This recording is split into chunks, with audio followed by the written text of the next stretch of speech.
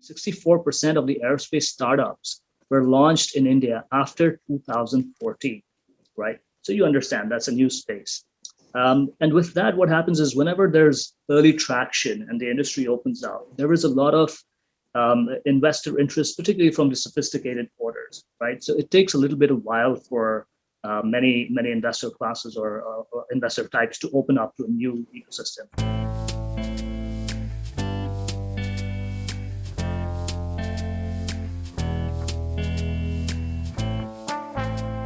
So very happy to see the fraternity join in. I hope you're all in good health and are keeping safe.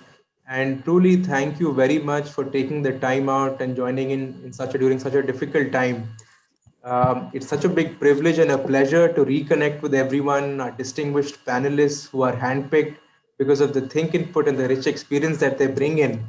And thank you to our distinguished audience for joining us. We've received over 150 registrations, most of whom are senior leaders. Many of them are members and repeat visitors to our webinars, which is very encouraging and motivates us to provide even higher levels of dialogue through the online modes as well. For those of you who are new with us today, the Blue Circle is an exclusive community and ecosystem which is curated for business leaders across 6 sectors, which are aerospace and defense, logistics, e-mobility, healthcare, energy, and real estate. We also present socioeconomic insights which ultimately determine the evolving complexion of the market. In response to the COVID challenge, the Blue Circle has also accentuated its digital presence. One of the many modes which we employ is our weekly webinar series and our digital publication. And in addition to this, then you'll be happy to know that we have very recently launched the first version of the Blue Circle app for leaders, the sector-specific LinkedIn for leaders, where we will present them with the opportunity of connecting with people just like them, also house high-quality curated content, have meaningful conversations like the ones we have and the one which we'll have today, and also give leaders access to business opportunities across these sectors.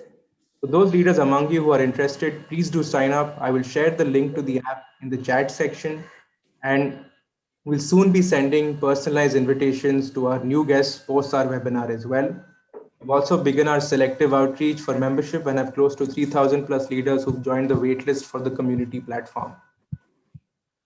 Today, as part of our Investment Month series, we're privileged to have the drivers and backers of the industry to join in for the Aerospace and Defense Circle's discussion. We're here to discuss investor interest in indigenous aerospace production. In the best interest of time, I will just briefly mention the names and designations of the leaders who've joined us. We have with us Mr. Abhi Anuket, co-founding partner and CEO, Starburst Aerospace India. Mr. Abhilash Sethi, principal, Omnivore. Mr. Chaitanya Giri, PhD, founder, Davon ANI. Mr. Vishesh Rajaram, managing partner, Special Invest.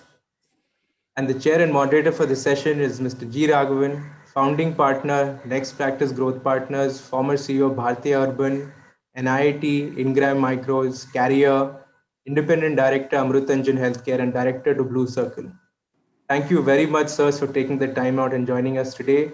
And now I request Mr. Raghavan to please chair and moderate the session, sir.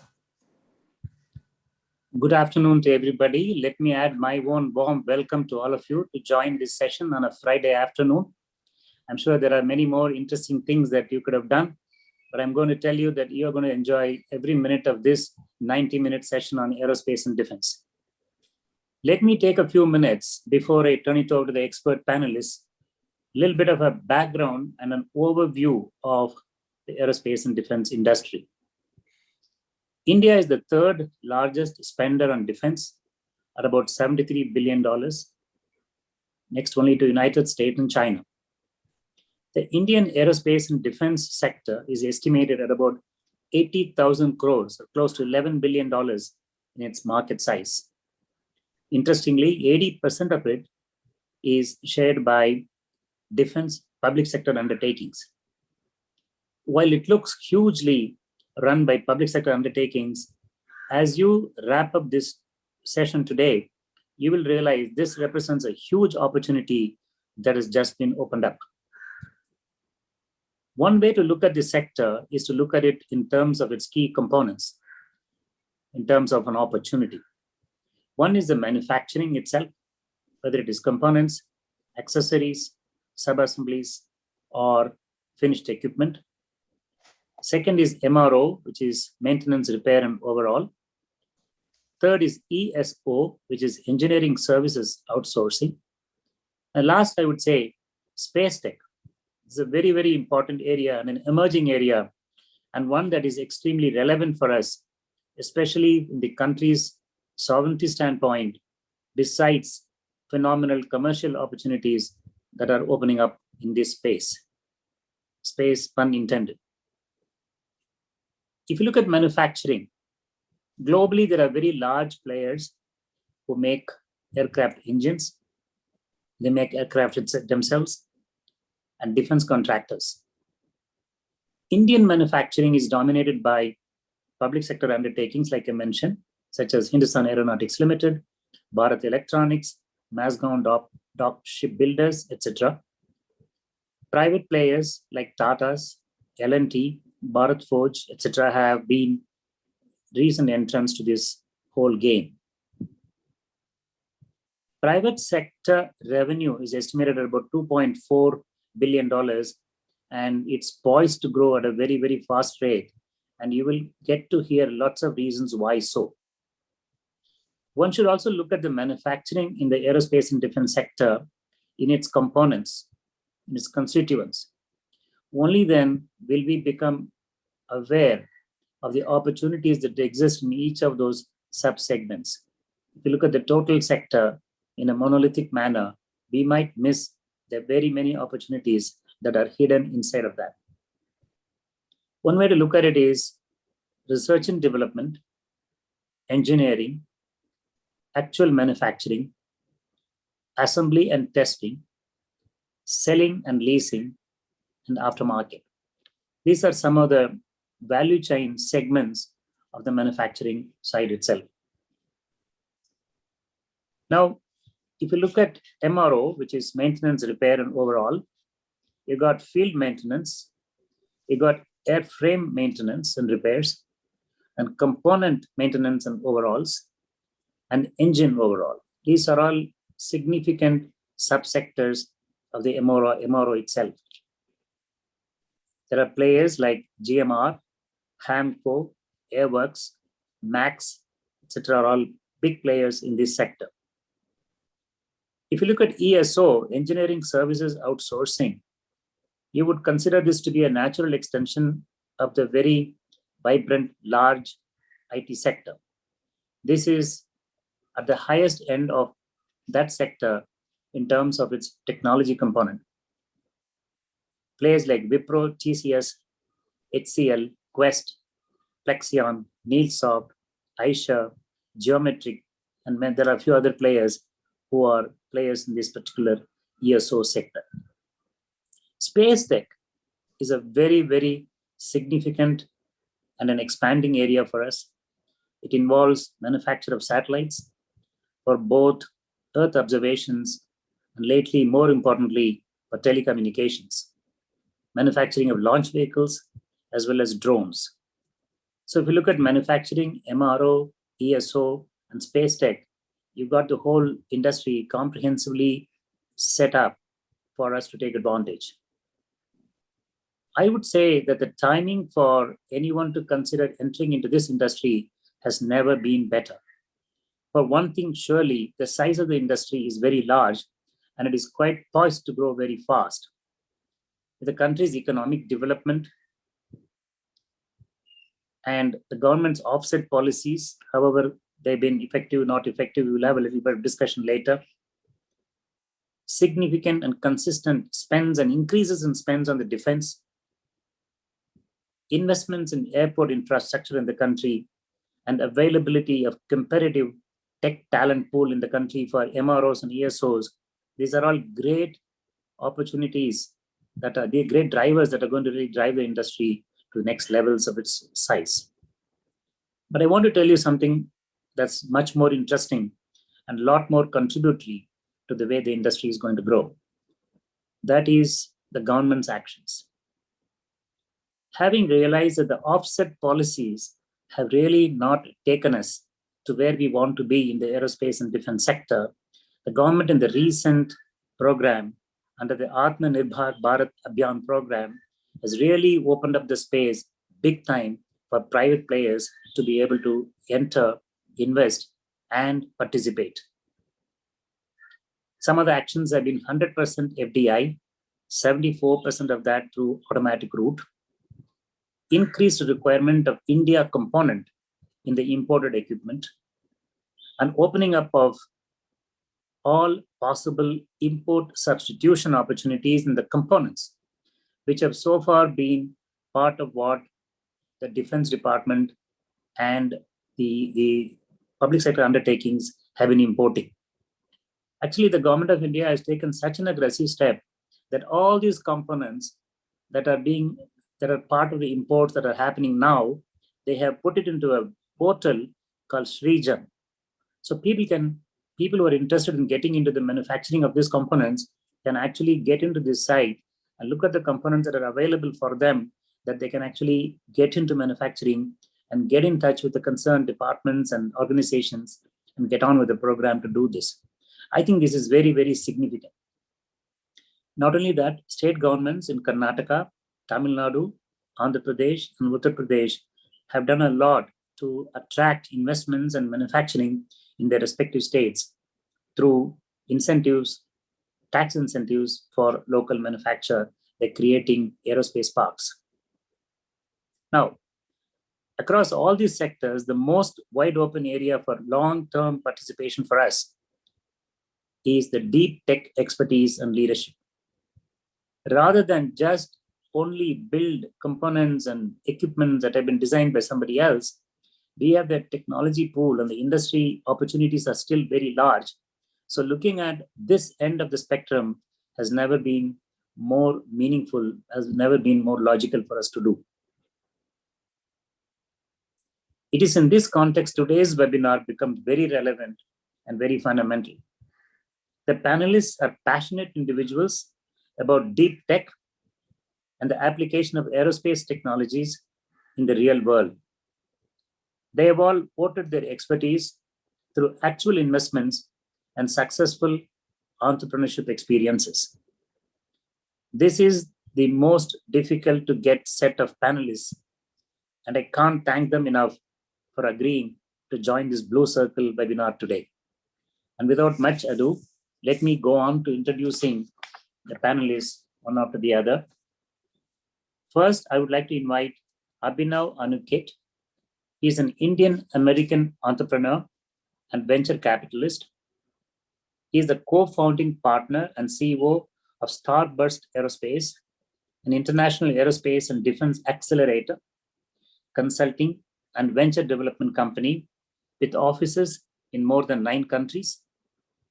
He is also the founder of Magnevia Ventures, a US-based PE and VC firm, and sits on several boards.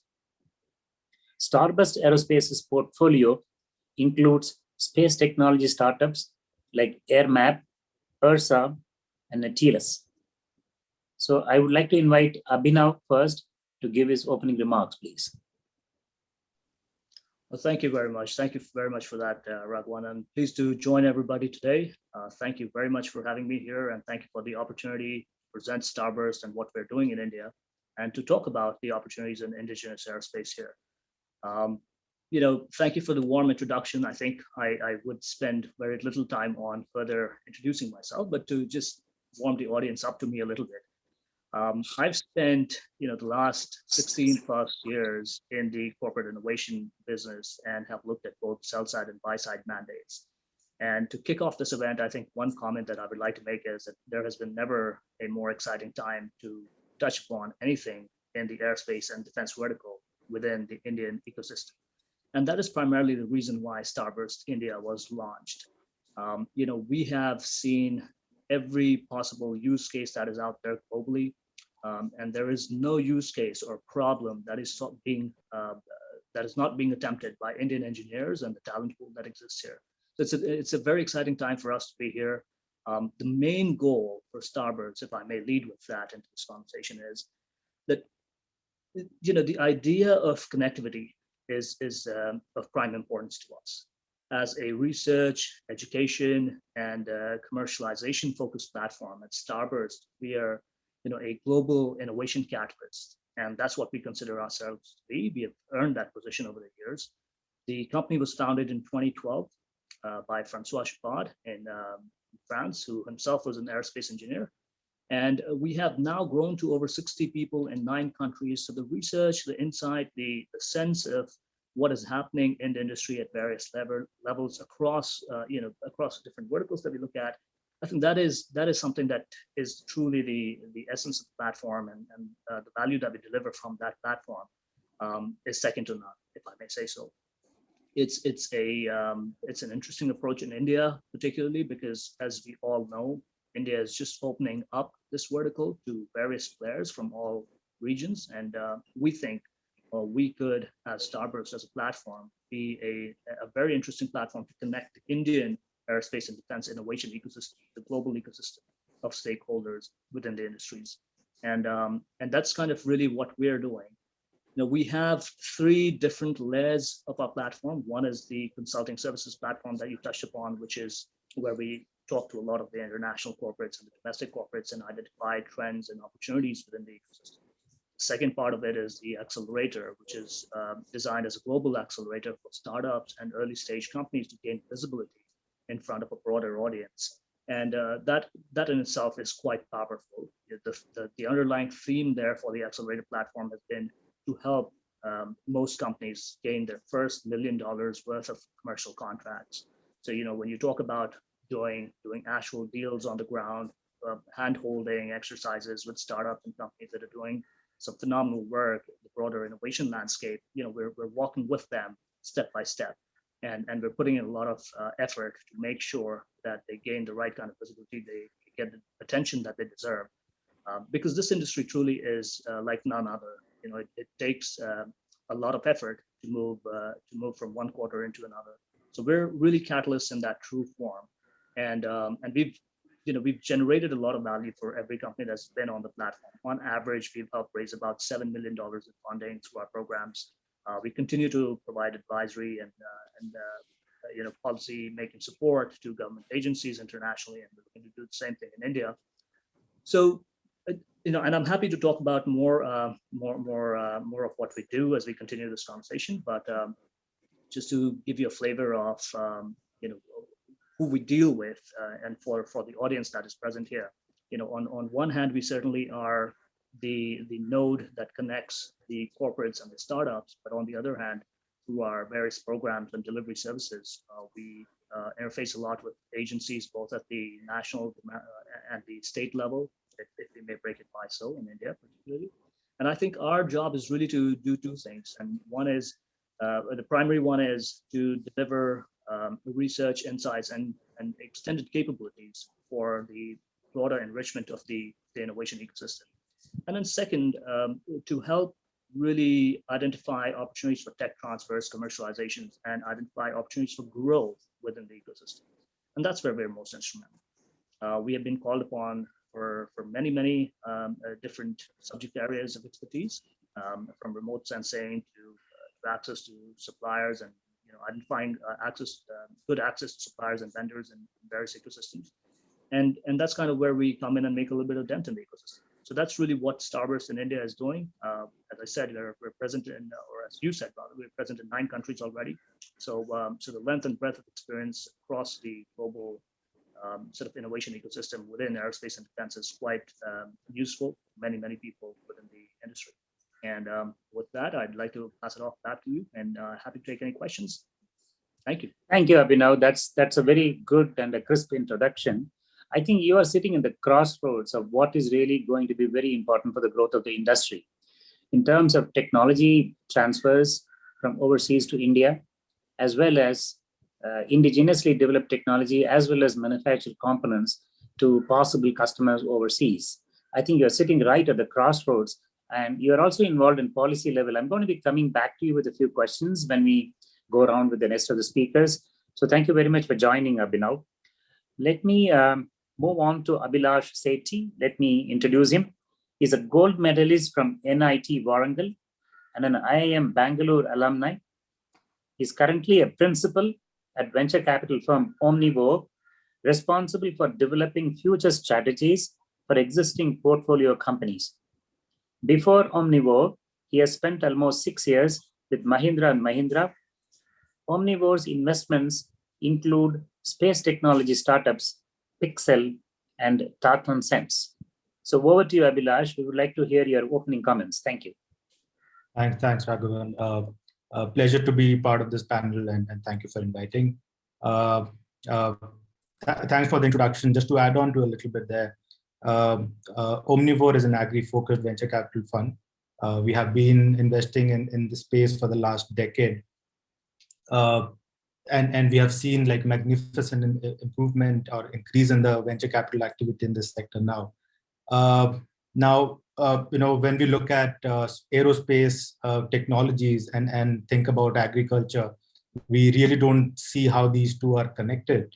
But agriculture has been one of the very early adopters of this technology and this space from a very long time. 1990 was the first time when John Deere partnered with NASA to come up to develop technologies for farming, which included autonomous tractors, straight lining tractors, and so on and so forth. And since then, the use cases that are pertinent for agriculture, for aerospace technologies have evolved over time. And that is what makes us interested in the sector as well. When we look at aerospace and defense, aerospace and the space technologies, we look more from a basic asset creation sort of technologies, something which can be used to monitor like huge chunk of areas together. And when we think about what could be this huge chunk of areas, it could be farmlands, it could be forests, it could be oceans, and all these things put together, if you see, all come under agriculture, right? It's food production, it's forestry, the fishery sector that comes under ocean. All these can be monitored very well from there. So that is where our interest lies as a fund. Our first investment in this sector, so to say, happened with this company called SkyMet. I'll be speaking more about it later. But that was kind of our first sort of entry into the sector. And SkyMet works with a bunch of satellite imagery across different satellite constellations to come up with insights about farming operations, insights for different banks and financial organizations for creating risk assessment modules, and so on and so forth. And very recently, we have invested in a satellite company called Pixel, which is planning to set a constellation of very high resolution, hyperspectral satellites up in the lower orbits. So our plan with this sector is to see how we can have very high resolution data and monitor farms on a day-to-day basis and see what use cases can be built on top of it.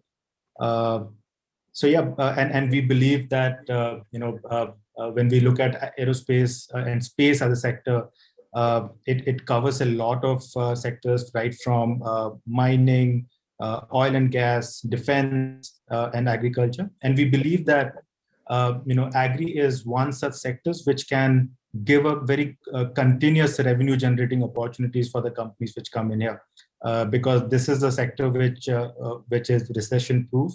There are seasons of crops that goes on, and constant demand of this data is needed from this sector to come up with a lot of insights. So if you see a lot of buyers of satellite data out there are companies like Cargill, Land O'Lakes, all the bigger agri giants of the world.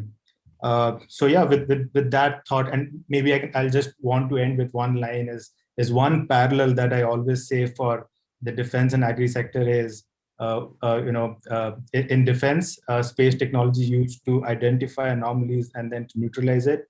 And a lot of space technology for farming also comes under precision farming, where we essentially identify the anomalies on the farm, the pests and diseases, and do some execution on the ground to neutralize it. So that's the kind of analogy what we look at, but we're very bullish about the sector for agri use cases. Over to you, Raghavan. Thank you, Abhilash. Thank you very much for joining. I think the application of space technologies in agriculture sector is highly understated.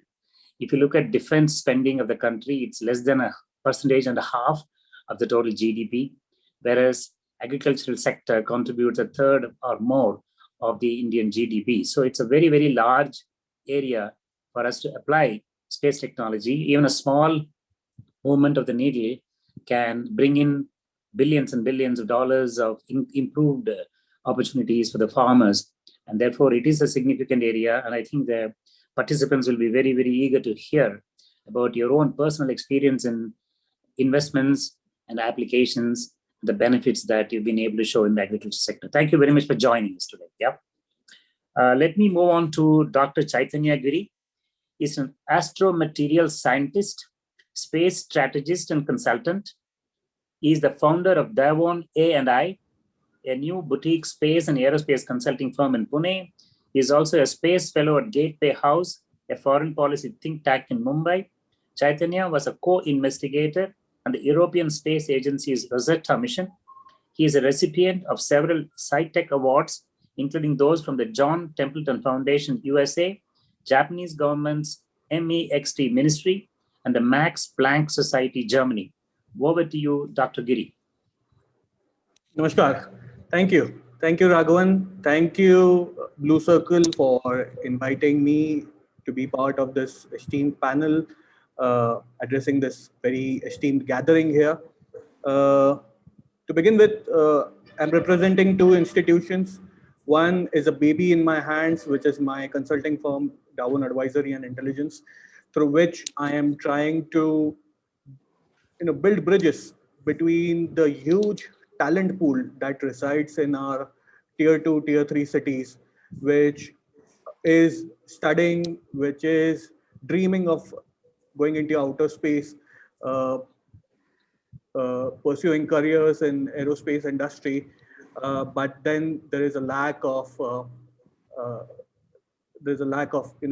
opportunities which lies there. So I'm trying to bring those opportunities which are easily available in, let's say, IITs or ICERs or IIMs to these guys, so that they find solutions to a lot of problems that reside in our hinterlands.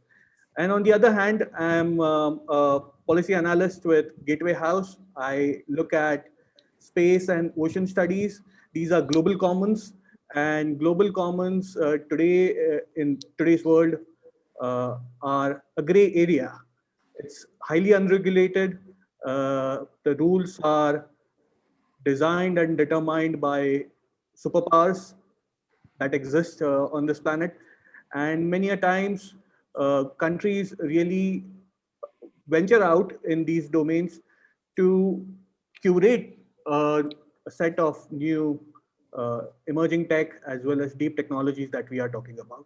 So without exploring these two domains, there is no scope of deep tech being cultivated or curated. Now, I'll start with a very simple question for the audience, that why is it that every country wants to go out in outer space? The reason is quite simple, that everybody wants to curate technologies.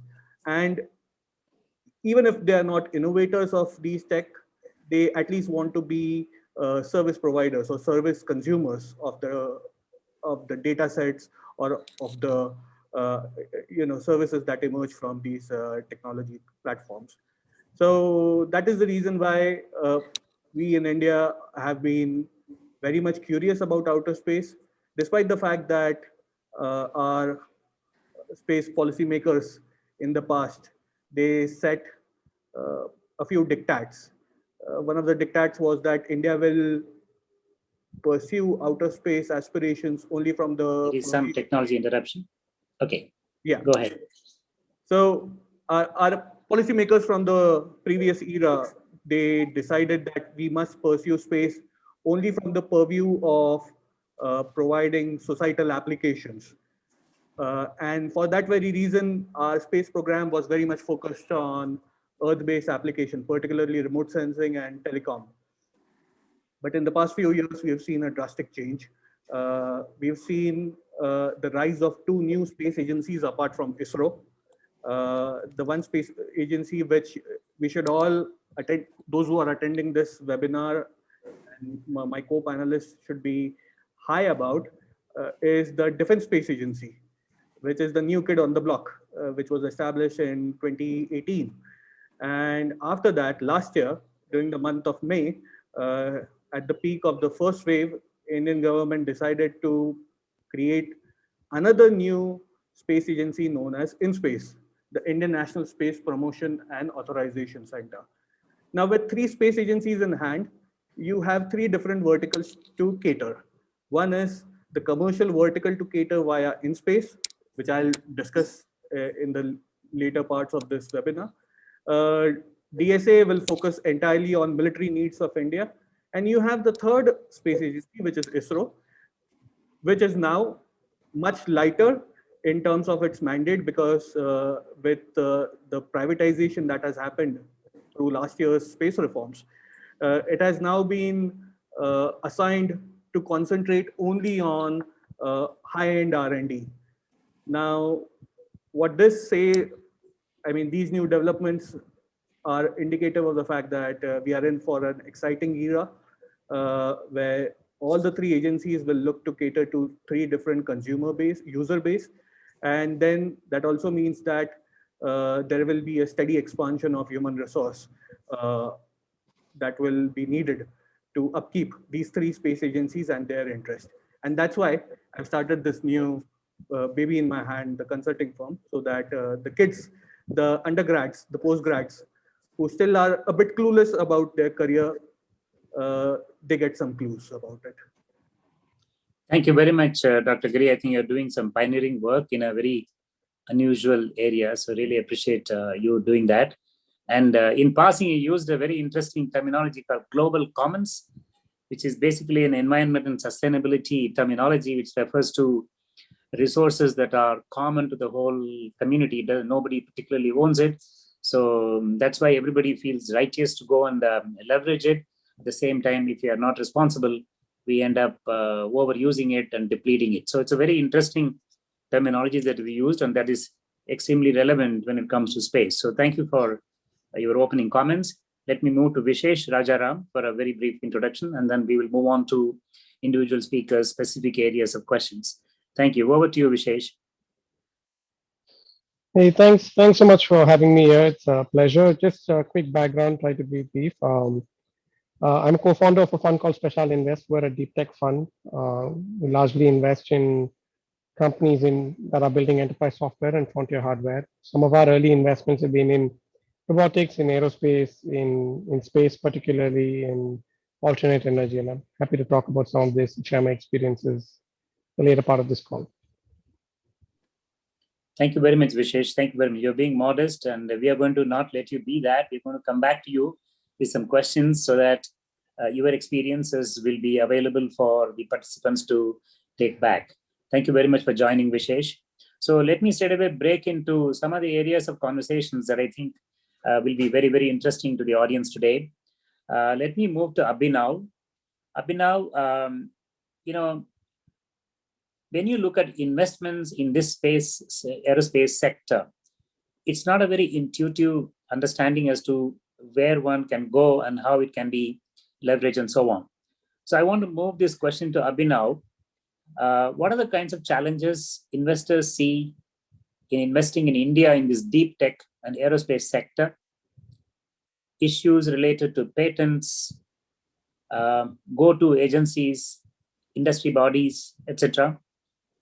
What kinds of support that Starbus gives for prospective entrepreneurs in this regard? Great, thank you for that question. Look, before I even start on that, let's realize that 64%, I have some statistics with me, right? I mean, 64% of the aerospace startups were launched in India after 2014, right? So you understand that's a new space.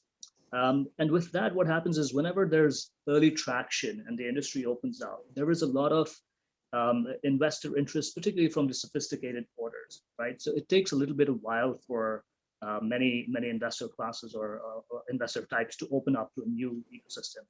Some of the challenges we have historically talked about and addressed through our platform are issues around volatile policies, issues around taxation and patents. I think, on the patent issue and flips, I've had many conversations with various agencies in India, with various investor groups, funds.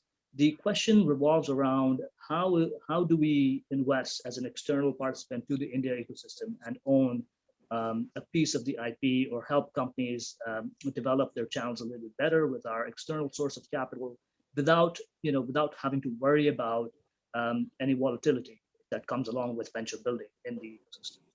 Now, the FDI policies have been certainly a little bit more interesting in the last few years, but we think there's room for improvement. Right, there's a lot of room for improvement. I believe there's some relaxation, so you have the opportunity to invest about 50%, if I'm not wrong, in space. Just if I may refer to that, and I think in aviation it is about 70%, if I have my statistics right. So Abhinav, I have a question on the IP that you said, just to sort of help us understand. If you look at the policies and offsets, they've always been there for a long time. The intention of the government of India was that these offsets lead to foreign, suppliers to the country invest up to 30% in the country for developing local capability to manufacture. But if you look at the actual track record on this, there has been very, very peripheral performance, if you will, and certainly nobody has gone rushing to give the intellectual property to their Indian partner to manufacture. So when somebody wants to invest in this industry, again, how is it going to be different? How are the intellectual property rights going to be protected? How are they going to leverage the investment in the IP? Because these are long payback investments, aren't they? That is a great question. It's something that we've been trying to go around and solve the problem for. At Starburst, we present a medium. I think this cuts across the two questions that you asked. One, how is this something that we can facilitate at Starburst and at our level? So what we're doing really is we're trying to bring the conversation back to the parties involved and say, could you use Starburst as a medium to help mitigate your risk of investing in a new ecosystem? And at the same time, through our accelerator platform, is there a way to participate for these investors where they have some comfortability in dealing with a company that is based in India, because we are also an offshoot of a foreign entity, but we are also at the same time a domestic entity. We play by all the rules for the firm. So I think there's kind of this soft approach or a hands-on approach at our end to work with the investor class and say, if it's IP that you're so concerned about, let's take time, let's think about the policies at play, let's see if we can build a softer approach for a meeting of minds. So we are doing that at our level from a policy advisory or at the level of making some serious handshakes happen. We're trying to consciously do that. The second piece of that question is, the challenge is there, which is, we have seen a lot of the OEMs not feel very comfortable about tech transfers, right? And I think that is something that we cannot comment on right off the bat. I think it's going to be a work in progress, right? Bear in mind, we have opened up our offices in 21, right? January of 2021. And within the last 3 months, I think most of my conversations have revolved around that one piece alone. So we're in the thick of things. So while we're, seeing the in-space folks coming in and the Defense Agency and the ISRO folks and many other counterparts from across the globe, I think the confluence of ideas is starting to take shape. It's eventually going to lead to something that's going to become more favorable for the domestic ecosystem. But I don't want to give people the false narrative that, look, we're ready to open up the floodgates and it's fluid and it's very friendly for everybody in the ecosystem to come in and look. I think larger share of ownership is a definite incentive for them to part with technology. Sorry, say that again, please. Do you think a larger share of ownership, as now permitted, is a great incentive for them to part with technology? Without a doubt. I think it helps. And on the aspect of owning a larger share of technology, why it is so important is because you have this global ecosystem that is now looking at India in a very different light, right? It is not. I think we've talked about this maybe in some other forums. The shift of the focus from low-end engineering to high-end engineering services within the broader ecosystem in India, that has gained a lot of attention globally. So I got a lot more questions for you. I'm going to be coming back to you. Sorry to interrupt, but hold your thought. I'm going to be coming back to you. Right now, I want to move to Abhishek. Abhishek, it's very interesting to know that you've been in this space for a long time.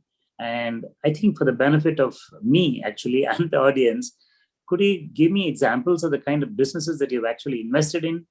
What kind of businesses and what kind of timelines and what kind of returns you got? Can you just speak to us from an investor standpoint in the sectors that you've invested, Abhishek? Yeah, this is Abhilash. Sorry. So, no problem. So yeah, we have been investing in the sector, as I said, for the last decade now. Most of our investment are in the agri sector. Our whole rationale of investment has been to basically divide agriculture into three large problem statements. The first one being, providing better market linkages to the farmers, and then see what can be done there. A related problem to be solved along with that is to solve the financing issues from the farmers, and then coming to the precision farming to reduce the cost of cultivation, and then finally about increasing the productivity of the farms. Very different topic per se, but if I would like to bring in the angle of space and all these smaller segments, when we talk about market linkage for the farmers, people across the world talk about farm to fork. How can we make the connectivity proper? But the biggest issue that happens is from the fork to farm, which is the information about what the consumers demand, and then see basically where the farmers are growing what. Are we really managing the supply chain properly? Is the information going back in a way that the farmers are growing what is being demanded by the consumers? Now, is there a technology to really identify it? Are we capturing information what the farmers are growing? The answer is not really, specifically in India, but the US does that very well. USDA uses a lot of satellite information to figure out what the farmers are growing. They intervene at the right point where they believe that a particular commodity has been sown to a certain level at which the farmers will get the best price of it, considering the demand from across the world. Now, these kind of technology intervention is happening, but at a very small level in India. The government has not really used the power of space technology to identify what kind of crops are being grown in what area. A simple example, potato. Our Indian consumption of potato is 33 million metric tons, whereas India grows about 47 million metric tons in a good year, where the prices of potato crashed and the farmers earn nothing out of it. Now, we waste that in that year, we waste that much amount of potato, which can easily feed the entire Eastern Europe without taking a single penny from them. That is the amount of potato that we waste. Now, if we get real-time information from space technology that this much amount of potato has already been sown, then the government can intervene and incentivize farmers to grow some other crop. So that is a technology which I can say from the supply chain side. And once you know that what kind of crop is grown where, then the supply chain can also be managed properly, that this much amount of crop is going to come from this area of India, and so on and so forth. Now, a lot of this information, when gets digitized, also bring in a lot of efficiency on the finance side. The current farmers, their cost of capital is anywhere to the tune of 40 to 50% per annum, which is huge. And people like us, our cost of capital when we take loans is about 8 to 12%. Now, a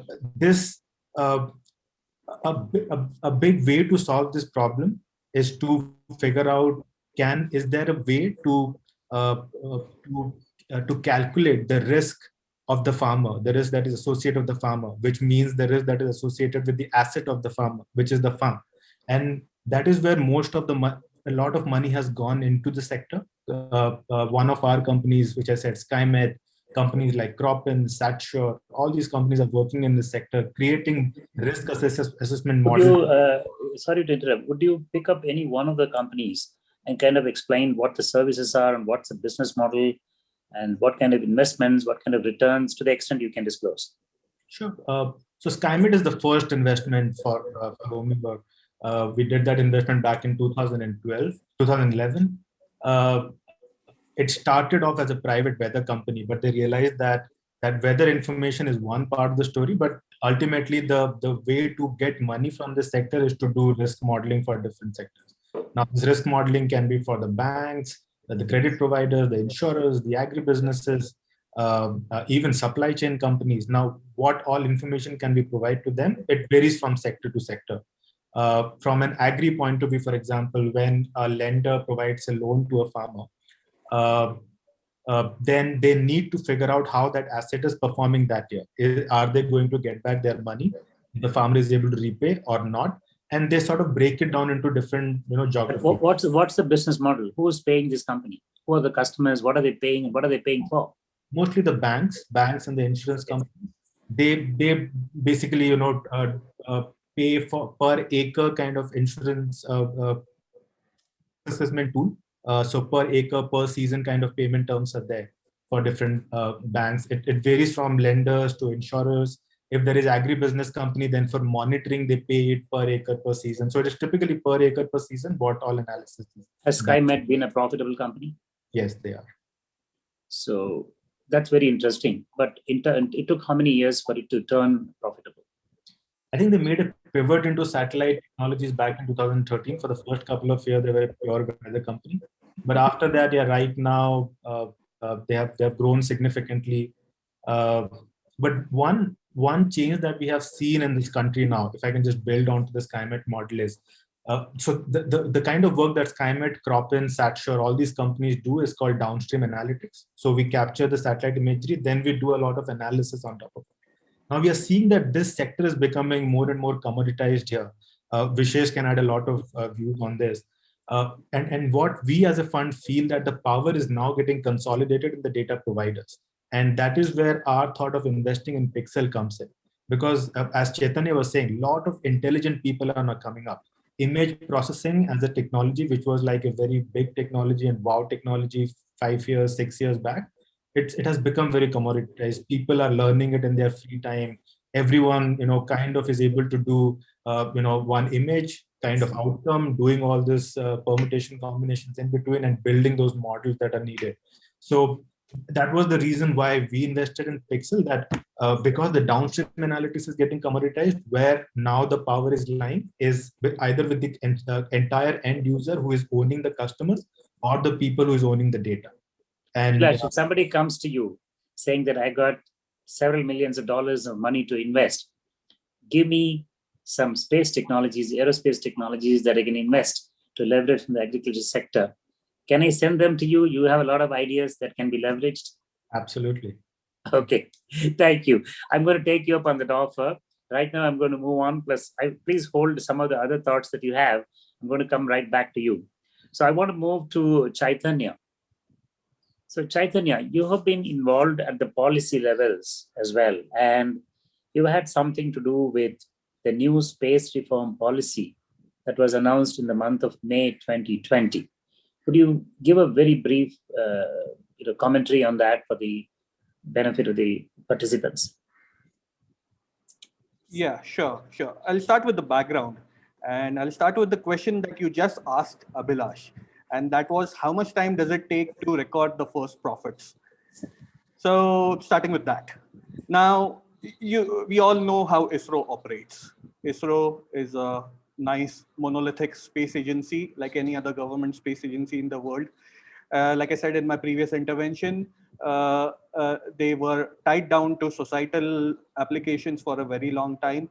And while pursuing that approach, there were a few space contractors that got aligned with ISRO to supply for its imminent and regular needs, particularly with the construction of PSLV and GSLV rockets, as well as later on with the construction of satellites. Now, the irony was that due to this very socialistic approach, many of the space contractors were unable to record their first profits. And they could do so only after 30 years of rigorous participation and follow up with the space agency.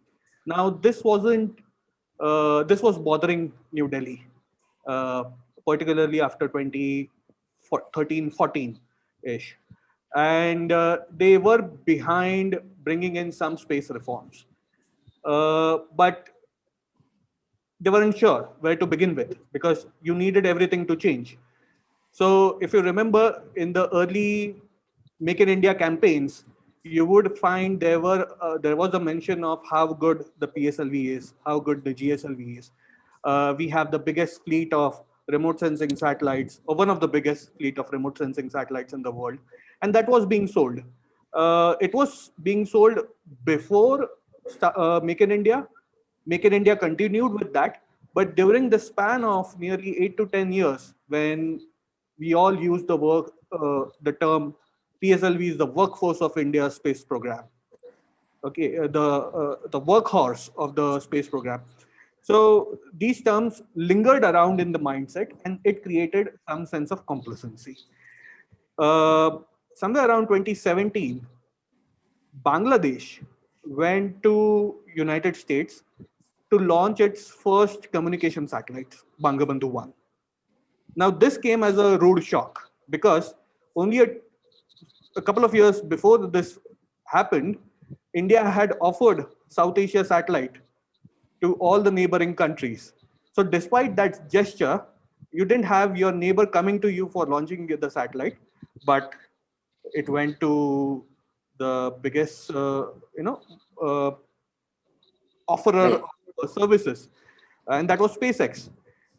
Eventually, we found out that SpaceX is really ruling the roost. It's ruling the market, and it has beaten us, or it has beaten the PSLV in terms of market capture. Now, this is something that really created a dent. Simultaneously, the government was also viewing the sentiment in the Indian youth, the same youth in which we were attempting to tap for other programs like Startup India and Digital India and whatnot. Now, this youth was very much enamored by the Silicon Valley, with greater per capita income. Many of the students of my age or maybe younger than me were going abroad for their studies. They were staying there. Those who got enamored by Startup India, they came back, they started doing something. But in all this cacophony, New Delhi realized that it's time now to bring in reforms in the space sector so that this new young population, which cannot make it into ISRO, should be part of India's space destiny. And for that very reason, the slow and steady space reforms began. The first reform was... What were the top 2 points of that reform? So the first point was that give the private sector, the startups, access to ISRO infrastructure, laboratory testing and R&D infrastructure, because it is an expensive setup. Startups or any universities, they're unable to raise it on their own. And so give that. The second was give a level playing field to private sector in a lot of space activities. That also meant refurbishing of your national geospatial policy, which is of great importance for agriculture and other applications. Then have a policy for telecom, have a consolidated national space policy, which is right now in the works.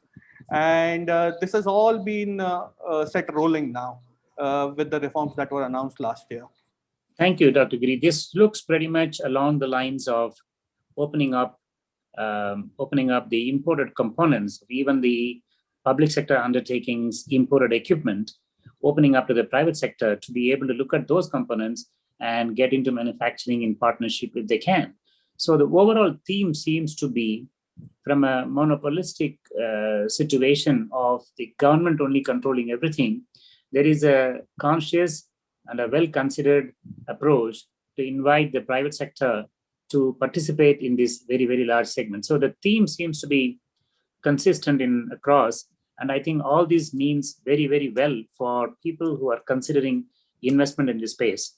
Thank you very much for that explanation of the new space reform policy. I think they are very, very significant. While I'm going to have you hold on, I want to move to Vishesh. Vishesh, just to bring a little bit of, once again, the kind of question I asked for Abhilash, you have yourself invested in 4 different companies in this particular space. So could you talk to us about them? What kind of businesses, what kind of business models, what kind of returns, and so on?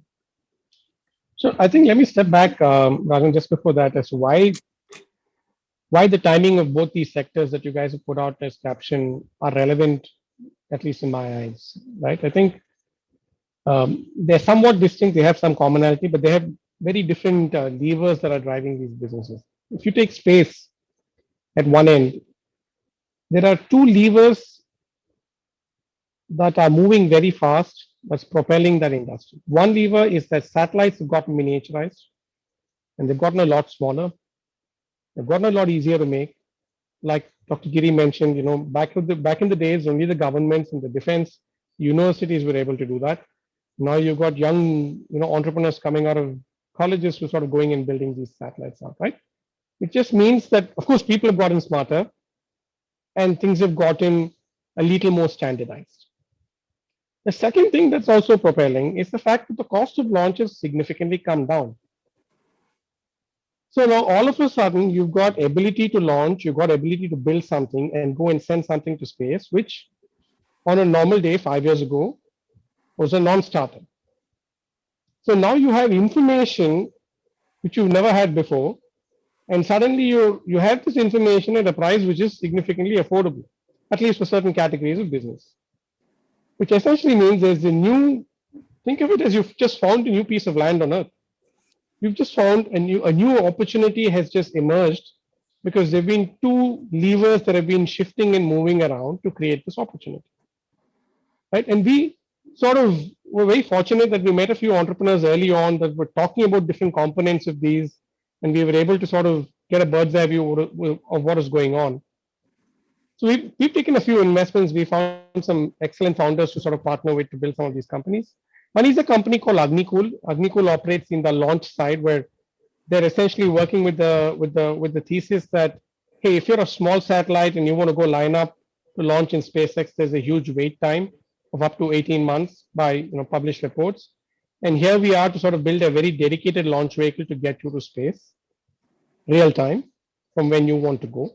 Now, of course, they were not the only ones to do that, but what was very different about them is they sort of combined combustion technology with sort of miniaturization and 3D printing that allows them to 3D print their full rocket engines, which essentially shrinks the time to manufacture from a few months to a few days. So that's one company. The second company we picked in, as we started understanding satellites and as we started understanding rockets, we figured that the optics part of the satellite, satellites sometimes can be like like an elephant. You buy the elephant, but you got to feed it. In other words, the satellite basically sends you a lot of the data downstream, like what Abhilash mentioned. You got to pay for that data, right? And today, a lot of that communication works on what's called an RF protocol or a radio frequency protocol. And that's like, think of it as the dial-up internet, right? You got to pay $10 per GB. The max speed is about 10 Mbps, and you've got the satellite that's sending tons and tons of data. So we found a pretty interesting team that spun out of Team Indus. They're sort of working on using photonics, which essentially means they're using light as a mechanism for communicating. And they built some very indigenous products that could be used for both terrestrial communication and ground to space and space to space communication. So that's another company that we're partnered with. Third is a company called Kava Space. Kava Space operates on the downstream side. A sort of similar bucket as some of the companies that Abhilash mentioned. I think what sort of puts them very unique is they essentially give business outcomes to companies and just giving them space data. So we think of them as a space intelligence company. If you're a large bank that has the agri lending department, then based on lat long of the land that's coming in, you're able to take a quick call on credit. You don't have to care about what that land looks like or where it is or whether there's water in it or not, but you just get your basic business outcome decisions out of it. So that's the other company out there, right? So that's our view on the space sector. I think there's an equally exciting time happening on the aerospace side as well, which is that there is a push towards saying, hey, can there be more cleaner ways of aviation? Of course, there's a lot of work that's been going on in cleaner kinds of fuels or alternate fuels. And we're big believers that one, for starts, wherever lithium is today, there are some opportunities there. But we think the boundaries for material sciences and battery innovation are sort of limitless from where we are. And we think there could be some very interesting companies that are building products for aviation. We, for one, have been very fortunate to work with this team called the E-Plane Company, and they're building 2 to 4-seater planes that sort of work on alternate battery chemistries for short haul travel. And short haul sort of defined as sub 200 kilometers. What's a short haul defined as? Say it again. We define it as sub 200 kilometers. Sub 200 kilometers. What we sort of call regional mobility, right? You need to go from Bangalore Central to Hosur, or you need to go from Chennai to Pondicherry. You want to go from Bombay to Pune. Some of those. In your opinion, how far away from productionizing is this e-plane technology? So Raghavan, I must say I'm an optimist. You're never going to hear anything bad from me. Particularly on e-plane, we've got a 50 kg prototype that we're going to fly in 2 months, and a 200 kg version, the full 200 kg version, which we'll have by May of next year. Okay, that's very, very, very interesting. I know that you've been very particularly environment conscious. I think the whole aerospace technology is going to have a lot of concern about fossil fuel utilization. I think what you're starting in as in a small way could well pave way for larger applications, I suspect. So thank you very much for explaining the kind of businesses you invested in. One simple question: do you think people require a lot of patience capital for entering into the kind of companies that you invested in? And what is the length of the patience that one should look for? When you sort of zoom out, everything looks very hard. I mean, the way we look at investments, if we look at it bottom up, we look at it as to, hey, what are the key risks that you can kill or eliminate with the sort of capital you're taking in, and are they meaningful risks to sort of take on, right? So when we sort of invested, or when we looked at Agnikul, it was a startup. It was of course a little more than a business plan, but at that time the policy wasn't clear. So for someone to think that you could sort of build a rocket company out of India was, either needed to be foolish or you need to be dreaming. So we sort of fit in both of those categories from time to time. But the catch really is that what is it that you can really do meaningfully with the capital? Does that give you enough infrastructure and capability to go prove out something meaningful, right? And in our case, with the first small amount of capital that we sort of invested in them 2 years ago, that allowed them to go build a rocket engine and show to a lot of the people that, hey, they can fully realize a 3D printed rocket engine and fire it. Of course, fire it holding it, of course, right? But that sort of essentially means that sometimes when you got to walk the entire 42 miles, you don't start thinking about them. You start break them down into small portions, and then you try and think on what you could meaningfully do for the first leg, and does that mitigate enough risks and show enough progress for someone else to sort of come on board. Now that particular company has seen sort of 3 rounds of capital raise over a period of time. So we of course have the forest from the trees, but we're constantly looking at the fruits. Thank you very much. These are real life examples of investment opportunities, and we respect your experience. And you're talking from authenticity of actually having invested and looked at it. So thank you very much for those comments. I'm going to, with your permission, go to Abhinav again. Abhinav, just to come back to a little bit of closer to the ground situation, how is the vendor supplier ecosystem in this sector? And how are they actually going about finding growth opportunities? Can you also give some examples of the kind of opportunities that you are currently working on, to the extent that you can, on a named basis, talk about it? And have you seen any specific relationships? Company in India has been recent, but I'm sure you've dealt with India even when you were operating from overseas. So could you give us some examples of some of the relationships which have fructified? Absolutely. Some of the companies that my fellow panelists are talking about, we've been in conversations with them since the last year and a half, at least.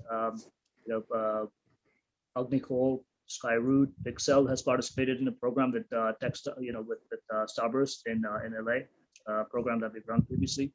So, the interesting thing there that we've seen throughout these exercises is that we've learned about things like dependence on imports of parts like electric pumps for rockets, high quality optical lens on a different end. For satellite component manufacturing, there are needs where we see international dependency. So there are things within the framework that are left wanting.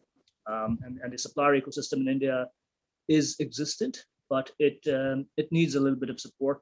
There are opportunities that can be created here domestically. So I think Vishesh and his team and everybody else that has invested in these early stage companies, be it a launcher, be it a remote sensing tech, or be it a drone manufacturer. I think there are dependencies on international suppliers. So to name some of those Indian companies, I'm happy to kind of talk about what we've learned without naming the particular startups, of course, what we've seen is that the framework allows for either an integrated play through our medium for tech transfers or commercial contracts where it's some sort of a joint partnership or venture in a newer market where there is an ecosystem that is lacking in some form of capacity on the supplier front.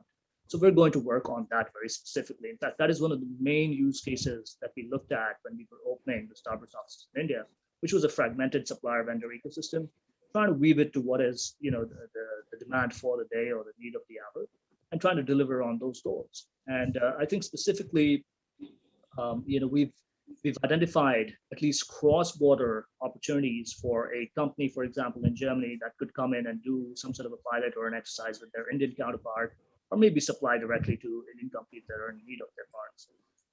And we're creating a funnel for those kinds of relationships, if that answers your question.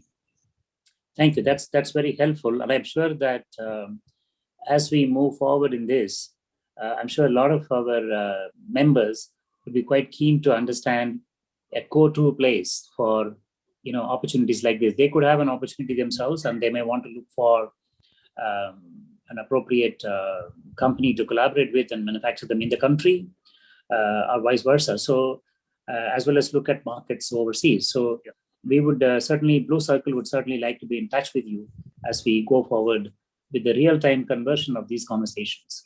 So, thank you very much for your views, and thank you very much for one yes, point. please. We work with more than 10,000 companies as of today, right? So it's a pretty robust channel when you think about identification matrices and how you want to pursue these opportunities. What is the translation thereof? I think those are some of the sort of strategy consulting pieces that we come in on. We've done it for larger corporates. We do it constantly for startups and early growth stages as well. Do you also have associated partnerships with funding organizations as well?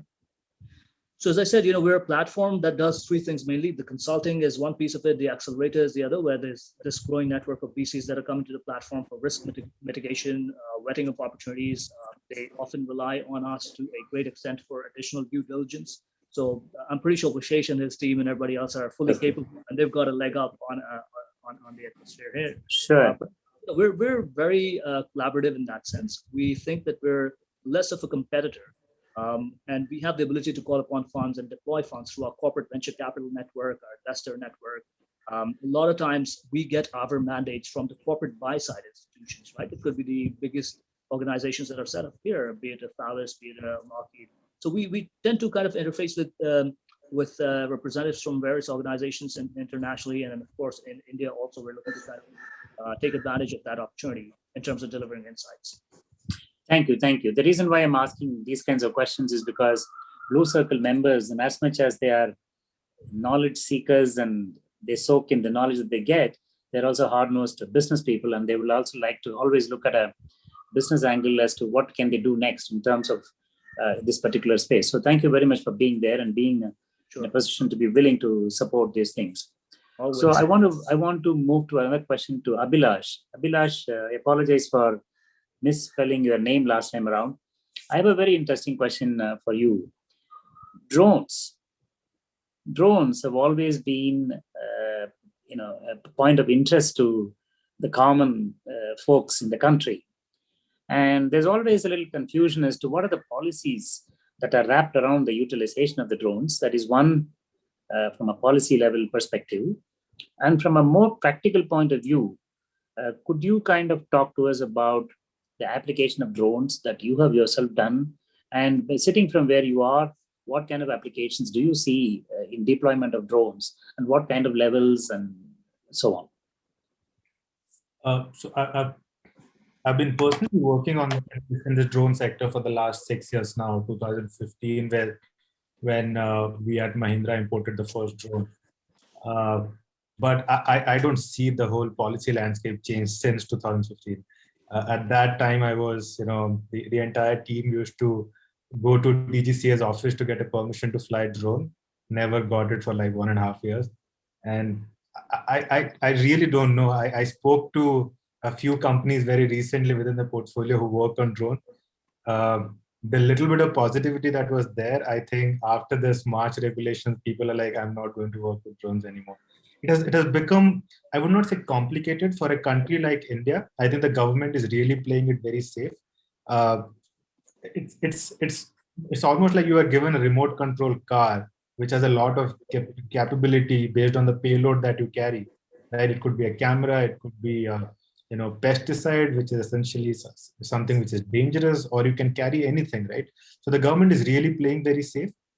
A lot of checks and balances at each and every point. If you want to manufacture drone, you have to get a license. You have to get a license to manufacture drones. Then to manufacture again, you have to get a license. Then you have to have UIN to fly it. Then you have to have. But Abhilash, how do we compare with respect to other developed countries? Are we backward in terms of policies, or have they cracked some issues in a successful manner that we are not able to see? I think the onus in the Western world is more lying with the corporates, is what I understand. They, the liability is on them. Where in our side, I believe that the government is trying to control a lot of stuff. But as I said, India, considering the dynamics of this country, it is needed to some extent, I would say. But I believe that all the checks and balances should be digital rather than getting into a paper process and taking like weeks or months of time to get approval at each and every step. So if that can be done, in a more streamlined manner, more quickly, I think this sector is up for some great disruption here. I think Indians are becoming smarter. The kind of people that are coming into this industry, they, like everyone is able to make a drone now. Drone is kind of becoming a commodity. The tests and all is a layer on top of it, but making a drone and getting it to fly for 10-15 minutes, I think it is, many people are able to do it in this country. And that is what we have seen in Indian agriculture. Like every other day, the last year, the year before, people used to come to us pitching for their drone company. And that kind of made us realize that, oh my God, this has become a commodity now. Everyone is making drone. And, and if I see drone as a sector specifically for agri, there are two basic use cases. One is monitoring, the other is execution. We are now very cautiously staying away from the monitoring using drone part, because that we believe is high resolution satellite imagery has come in now, and the imagery resolution is becoming better and better as we speak. So the drone for monitoring as a use case is not sustainable, and it's very difficult to do it operationally. Flying a drone for 20-25 minutes and moving on to a new location, it's nightmarish. But drone as an execution platform is something that we are still open to take a bet, but for that the regulations have to be conducive for that. Drone is widely used now in China and Japan and a few other Southeast Asian nations for spraying, and in some cases also for seeding purposes. But in India, it is mostly used for afforestation programs quite a bit. And in some cases, which currently after the new drone laws is all illegal, but there is a few amount of spraying that happens in drones in some parts of India. But yeah. Bottom line, I should not expect anytime soon a pizza to be delivered by a drone. That is clearly no, I think. Maybe for health purposes, for medical supplies, I think it should be on, but definitely not for Pizza or Amazon, I think. Okay, thank you. I want to go back to Chaitanya. Chaitanya, you've been involved at a policy level and an international level as well. So I always remember the very, very passionate speech by the Prime Minister, where he said that we have sent the satellite to the moon at a cost less than what it costs per kilometer on an auto rickshaw ride, right? To me, that always reminds me that we certainly are possibly in the cutting edge in terms of costs of such launches, right? In terms of space technology and the deployment of satellites. Now, where would you think that we are in relation to other countries, especially China? And wherever we are on that scale, what do you think we should focus on as a country and for the businesses in the country to look at opportunities in space and how they can go about leveraging such opportunities? A part of this was indeed answered when Vishesh spoke about how the cost of launching as well as the sizes of the satellites have come down. it's a beautiful, I think it's a step change in the capability. But what else would you add, particularly in comparison with China, if you can? In comparison to China, let's say we are orders of magnitude behind them. And the reason for that is we are only now, since last year, since the beginning of this pandemic, have started something known as a production linked incentive scheme, where we are providing incentives to manufacture in critical sectors that were missing in the Indian industrial landscape. Now, coming to the cost of launching a mission, I won't go there because it's a controversial thing. The thing is, look, we went to the moon, we went to Mars. Let's say, take the example of Mangalyaan. Mangalyaan was 450 crores. Mangalyaan only had 5 instruments on it. Apart from clicking a few very low resolution images, Mangalyaan is not delivering data that is worthwhile, data that will help eventually in settling of humans on Mars, data that will eventually help us find water bodies on Mars. Chaitanya, the benefit that I have is that I don't know as much as you do. Yeah. But I think the conversation in terms of saying that, hey, we are able to launch it competitively, I don't think we can take away that big point, can we? We can launch. I mean, launching was never a problem. Yeah. How heavy can we launch? How light can we launch is something that has, these nuances have emerged very recently. Let's say, for example, the Americans can launch a satellite or a spacecraft which is hardly 500 kilograms and that can travel interplanetary. Now, when you do interplanetary travel, you need a spacecraft that is large enough so that it can endure the galactic radiation or solar radiation. If you have a smaller spacecraft, it can't endure that because all the electronics will get fried over the course of a travel of 6 to 8 months to Mars. Now, we can't claim that. Secondly, we can't claim to launch a satellite or a spacecraft that is more than 2.5 tons or 3 tons. That's the same reason why the Bangladeshis, whose communication satellite was weighing around 2.6 tons, went to the Americans, to SpaceX. But I mean, coming to the economic numbers, look, the space economy at this point in time is somewhere around $550 billion, roughly. Okay, that is year-on-year growth is somewhere around 10 to 20%. We are on the cusp of the 4th industrial revolution. This industrial revolution will also trigger something that I've been calling as the second space age, because these go in tandem with each other.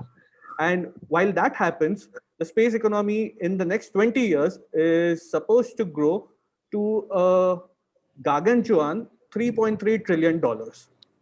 I'll give you a small example. We've been talking about all the terrestrial applications just because we are talking about agriculture, defense, and everything. But a recent study by a market intelligence firm which studies aerospace and space sector, it says that only from moon exploration of the moon in the next 10 years, a revenue of around $42 billion will be generated. So what's the share of our country in that revenue? We don't know. We are not yet sure. We just have 2 Chandrayans perhaps scheduled in this 1 decade. I mean, two spacecrafts can't give you that value. And at a time when your space agency is only looking at it from a perspective of conducting science. Space is no more science, especially the exploration part. It has got economic overtures and economic, angle to it. And this is something that we need to understand really quickly, because if we miss the bus this time, in a multipolar world, you have countries like China who will take you heads on and who won't be shy, as the Westerners were all these years, to kick you out of the race. Because the immediate threat to China in terms of economy is not the United States or not Europe, it is India. And we have to. Is it fair to say, I mean, in many sectors, of course, China has gone farther ahead than India. But is it fair to say that wherever we are today, and you look at the next 10, 15, 20 years in the future, there are really large number of opportunities in the space sector. And we don't have to necessarily compare with somebody else, but stand alone in its own rights. There are opportunities that we can go after. Is it a fair statement to make? Yes, there are opportunities, like for instance, all the PLI schemes that I just spoke of, that includes advanced materials, advanced chemistry cells, that includes specialty steel, telecom and networking products, electronic and technology products. These are not related to Department of Space, which is the nodal ministry for it, but these are all spread across other ministries. So space will have to be a multi-ministerial affair hereafter. And of course, I should also say that that's where the opportunities lie. Sure. Of course, the production linked incentive scheme, the PLI scheme, in its large part is kind of designed to attract incremental manufacture for people who are already manufacturing many things. I am not sure how much it applies to some new startups in terms of new production, new components. I'm not sure. I'm not saying it is not there, but PLI has been substantially designed to give an acceleration to existing manufacturing. Just hold on to this, and I just want to do a time check, and I want to share with you where we are. We got about 9 minutes left. I have one point which I am absolutely not able to resist asking Vishesh. I'm going to ask that question. And after that, I would like to look at some questions which have come from audience, as well as I might just go around on a quick 30 seconds to 45 seconds closing comments from each of you. But for now, I want to move to Vishesh. Vishesh, can you just add to Chaitanya's points in terms of space sector opportunities, specifically because you're the kind of guy who works on electric planes and stuff like that? Is the urban mobility vehicles, is it a reality? Is it something that India should invest in exploring? For example, there's another area of fully automated decks, flight decks. So these are some of the cutting edge deep tech areas. Do you think these are things that worth investing in, and there could be opportunities from where you see it? Yeah, I remember somewhere in one of these knowledge sharing places where there was a very interesting graph of how the economy grew globally, and across the few hundred years, it started exploding when humans could move from point A to point B. Anything that will allow for human beings to move is very crucial, because that leads commerce, that leads business, that leads innovation, all of that, right? So that's sort of the philosophical answer to your question. There are some very deep opportunities that sit out in regional mobility, which the current mechanism of aviation cannot deliver on. Just given size, scale, everybody's working on IC engines. These are larger planes. Even for the size of the planes, the engine are more powerful because you can't make smaller engines for them. And given the size of the plane, you can't operate smaller capacities. You can't work on cheaper kinds of methodologies for cargo transportation, all of that. I think if there are innovations in aerospace that would lead to smaller aircrafts, quicker aircrafts, economical aircrafts, that could again sort of come back to this Newfoundland theory of mine, saying that suddenly you have something which you never had before. And then smart people will try to make use of it. Smart guys delivering cargo will figure out that, they can improvise on their hub and spoke model, and, they don't have to do everything in the metros. They'll find ways to distribute it. The healthcare guys can find uses in it. Even passenger transportation is not far away in my view. So sometimes you just have to look at, hey, are you creating things that haven't been there before? And sometimes there's also a gamble in that, you know that there is no precedence as well. But if you know that there are inefficiencies in the market, and somehow you're opening a big window out there, then I think you're going to see some exciting opportunities coming out of it. And I think, at least my limited view as far as aviation and electric aviation, that's an exciting opportunity from where we sit.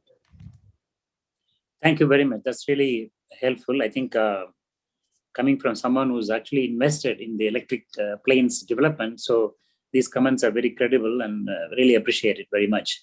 I'm going to It's take credible. It's also full of my Kool-Aid, so I had to also sort of caveat that. No. But what I mean is, it's not like you're just professing about it. You really put the money where your mouth is. So that's what I mean. It's credible. Sure. Thank you. I'm going to take the next 2-3 minutes just to look at the questions that have come from the audience. And then before closing, I would like to go around each one of you. But let me also say what I would like you to speak about. I think hearing everything, the size of the opportunity is anything between large and humongous. The kind of growth that we are looking at in this industry is again significant. And there already exists a very facilitating ecosystem, both from a private sector, the industry bodies, international interest in investing in the country, and to top it all, government's complete conviction to bring in the private sector to participate in a big way. This is also very clear.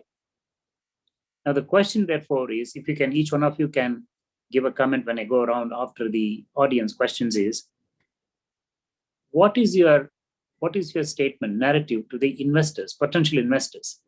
What kind of risks they should be concerned about? And what kind of mitigations are possible in them? And what kind of timelines, what kind of patience they should really have? It's not everything to do with the aerospace technology is a long lead time thing. So we would like you to give your comments with these things embedded. But before that, let me just see what kind of questions we can answer.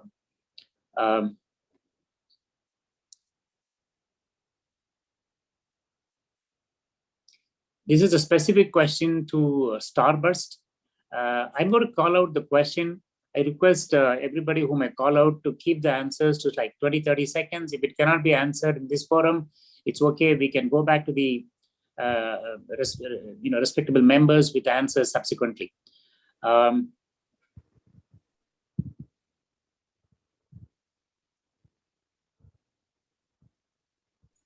You are on mute. I'm sorry, I can't hear you.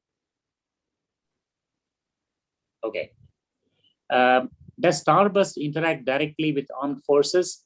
Any examples? Because I couldn't get it on your website. This is from a gentleman called Virendra Vishain. You would appreciate that as one of the end users, especially with the new hierarchical changes in India, namely DMA, etc., the armed forces would be generally driving the transition from the public space to the private industry. Any quick answer you can give, Abhinav? Very much so. So the quick answer is absolutely. We've held programs for the US and UK military units. We've built something called the Allied Defense Program. We've done that successfully in the past. We continue to provide services to the military functions in France and Germany. We're looking to do the same thing in India. We've been asked about different kinds of insights and programs that we can deliver. So yes, we absolutely directly interact with these units. Thank you. I'm going to keep the next question to you again. Abhinav, it looks like you're your way. This is from Nana Siddhartha. I'm curious about invested interest in gas turbines, specifically high bypass gas turbines, namely jet engines. Is there any interest in backing a greenfield company? Absolutely. Again, that's another interesting question. I think we're seeing a lot of shift in how engines are being pursued. So I think for us at Starburst, we've seen a variety of opportunities that we pursued, and we'd be more than happy to kind of look at it from our platform perspective. And the short answer is we're entertaining everything that is addressing or challenging the status quo. And as my fellow panelists were saying, there are things that are at the very nascent stages in India. We need to make a push for it a little bit more with a decided focus behind it, right? So we need to get behind these activities, and we'd be more than happy to pursue these opportunities. I want to move the next question to Vishesh. This is from Naresh Chandra Sharma. Wish to discuss composites manufacturing center in and around Bangalore and Hyderabad. Any comments you have on this? There's too specific a question to take on here. We've got our email ID on our website. You could shoot us an email. Sure. Happy to speak, or happy to even look if a couple of our portfolio companies could partner. Thank you. We will try and pass that on to you, Vishesh. Just give me a second. Let me see. This is a question again for, I think, Dr. Giri. How a startup can collaborate with ISRO for data sharing for agricultural use? we are trying to connect to ISRO. Either Dr. Giri can take or Abhilash can take. Whoever wants to jump in, please. I think Abhilash should take up. This is from Ashish Kumar Bahera. Yeah, my experience has been that ISRO doesn't really interact with the private players directly like this. Any kind of satellite database collaboration happens typically with IARI for any agricultural purposes, and they in turn get it from ISRO and provide. So I think the better way to go and approach is IARI instead of ISRO. Thank you. I seek everyone's permission for having this session extended by another 2-3 minutes. I apologize that there are a few more questions which we won't be able to answer in this session, but Blue Circle will ensure that those questions are picked up and you will get specific answers from one of our panelists in the next week or so. But I want to appreciate all the Blue Circle members who have joined today, and those who are not in the Blue Circle already, they have also joined today. Really appreciate your time, and we really thank you for asking all the questions. Now I'm going to a rapid fire closing session on the points that we already spoke about in terms of a closing comment. I would like each one to just give a quick 30 seconds comment. Abhinav, over to you. Great. I think, we're at a very interesting time, as I said in my opening comments, in India, with players like Agnikul, Skyroot, E-Plane, various segments within the aerospace vertical. And to the topic of your event today, the interest in indigenous aerospace, I think it's very relevant that we're investigating these ideas and these questions. Look, at Starburst, we're here to support every participant in the ecosystem, and we'd love to work with everybody. We, again, are a very collaborative, very fluid, transparent platform. For many of the folks that are attending today, they want to seek visibility either in front of an agency like ISRO or a government agency or an international counterpart. We're here to kind of be in our capacity, that medium that you would be able to gain visibility out of. So we're just very excited to be here. I'm very happy to kind of come in and learn along with my fellow panelists and many other participants in the industry. And thank you very much for the opportunity. Thank you very much, Abhinav. I want to move to Abhilash. Yeah, just echoing with what Abhinav just said. I think this is the time for India. Space is becoming the new frontier as we are seeing. A lot of innovation is going to happen. Things are becoming more and more, up in the space for various kind of use cases. Some pointers for the investors: definitely, it's a long gestation period game, considering what essentially we are creating when we are talking about space as like assets. So give it some time. And for the people who are getting into the segment is think about more broader use cases. As I said, it's asset, which has multiple sort of use cases pertinent to different industries. So I think if you keep that in mind, talk to customers first, figure out what they want, and then try to build the technologies. Specifically for satellite and stuff, I'm not really talking about the launch vehicle, but yeah, some kind of input can also be taken from that point of view. So, yeah. Thank you, Abhilash.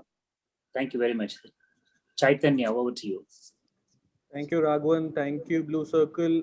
It has been a lovely experience interacting with all of you here. The key takeaways from my side are, look, we now have 3 different space agencies around which 3 different and unique ecosystems will be created.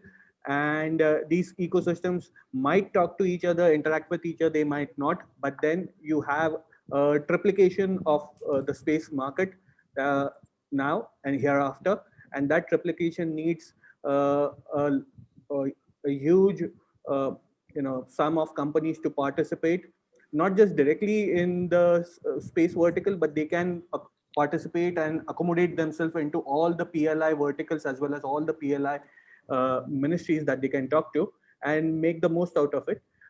Not every startup will build satellites, not every startup will build rockets, but you have a tremendous market through construction of payloads, through construction of specialty materials, pharmaceuticals, biological materials, because that also is part of the space industry, and sky's the limit. And in the coming days, you will have cutting edge missions like Gaganyaan, which will prove the metal, and they will also demonstrate that, again, human spaceflight is another next thing that will open up for us. Thank you very much. Vishesh? sky is no longer the limit. Just picking up from Giri. I think the revolution in air and beyond has just started. This is a great time to go build products, hopefully shape our nation to be a product nation, which I also sort of envision our capability to be. And this is a good time to come out and back some fairly strong founders to go build some great companies. Yeah? And we're doing our small bit, and we're excited to see everybody else out here doing the same, and hopefully more outside as well. And hope for a better future and living longer here. Thank you very much, Vishesh. Really appreciate all your comments. But here is what I have felt interacting with all of you is that something that you have not explicitly said, but each one of you bring to the table. There are two things that you have brought to the table. One, I think, is passion. I'm sure each one of you has had many areas in which you can be busy with and invest in and get returns, but you have had passion in this space. Second is belief. I think there has been an absolute belief that where you are investing, where you are spending your time is something that is going to produce outcomes, just not only commercial returns, but also in a very larger sense. So passion and belief, I think these are two important things that the Wright brothers had. And that is why today we are able to enjoy all the fruits of what they originally created. So I really appreciate it. To the larger Blue Circle audience, I would like to say that if you notice today, we have been at the edge of deep technology and space and opportunities arising out of it, because we believe that the long-term growth of India as a major player in this space, both in the domestic opportunities and overseas, will emanate from our ability to create cutting-edge technology products and participation in these.